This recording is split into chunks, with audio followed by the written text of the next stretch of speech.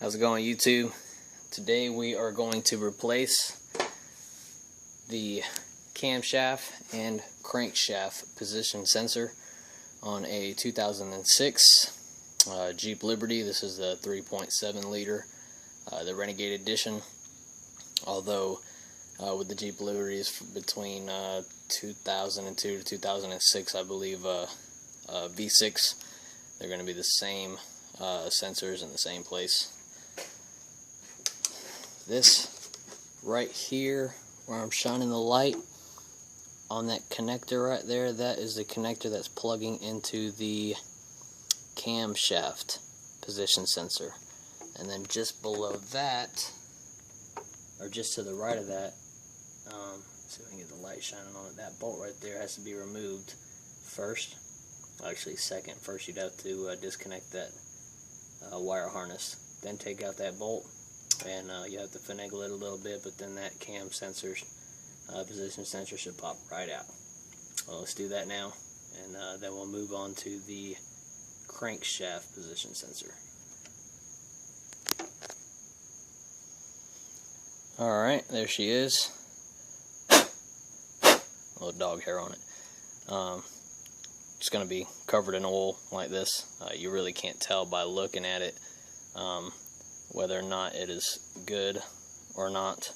9 times out of 10, if you're driving down the road and you know, like my wife, she's been having problems lately. Not with the Jeep. The Jeep's been fine. It's been running great. No check engine light.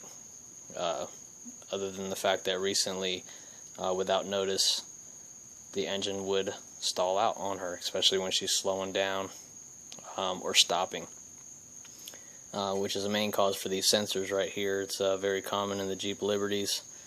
If your Jeep Liberty has, you know, 50, 60, up to 80,000 miles on it, then you're on borrowed time with these. It's time to replace them. It's time to get rid of these and put some new ones in, and probably do it every 60, 70,000 miles. And other than that, you shouldn't have any problems, and that'll keep you from being stranded on the side of the road, because sometimes once it stalls, the tachometer will start going crazy, and you might have to wait a while before it'll start again. Replacing these sensors, it's either going to be one of the two. In this case, I believe that the actual crankshaft position sensor, which we're going to get to next, may be the problem. It's a good idea to go ahead and replace both of them. This one right here is only an extra 20 bucks. Knock out 2 birds with 1 stone. Alright, let's get to the crankshaft position sensor. Okay, we are back, and we are now underneath the Jeep. Right up here, let's see if I can get the light on it. That connector right there, that wire harness goes to that connector.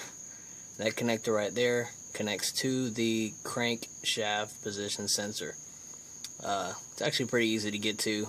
Probably wouldn't be a bad idea to put the Jeep up on some ramps, or maybe even a jack stand. But I think I can get to this one just fine.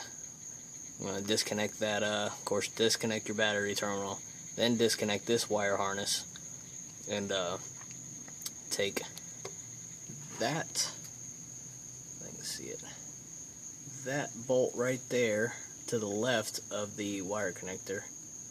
If I'm not mistaken, I believe it's a 13 millimeter, but I'm not positive about it. Anyway, that bolt comes out, and you have to finagle with it, wiggle it out, put the new one in, put the bolt down, and put the wire harness down, and you should be all set, ready to go. Alright, let's get to it.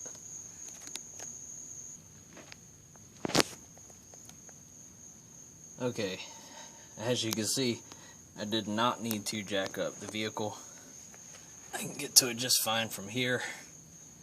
See, here's the passenger side tire, slid into the front. I can get to it just fine with a 13-inch or 13 millimeter socket, an extension, and a little shorty ratchet. I'm going to take this off and put the new one in.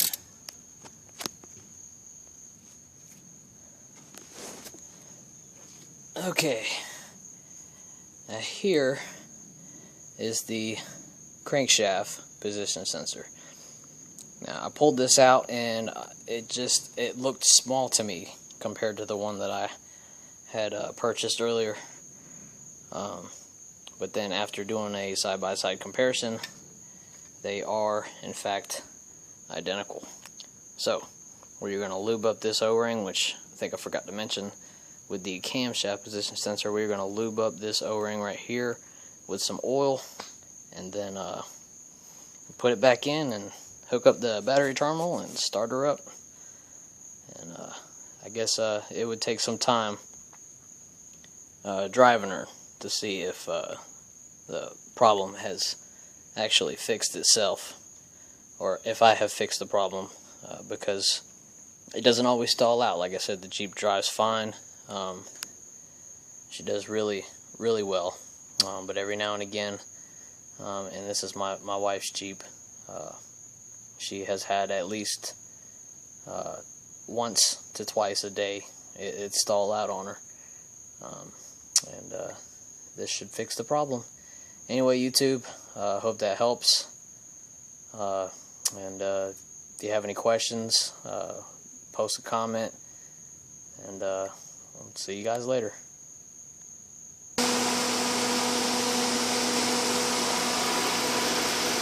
Everything appears to be good. Got everything put back together. Revved up a few times. Turn the AC on. I mean, she's sitting in idle where she needs to be. Well, let's go take her for a test drive.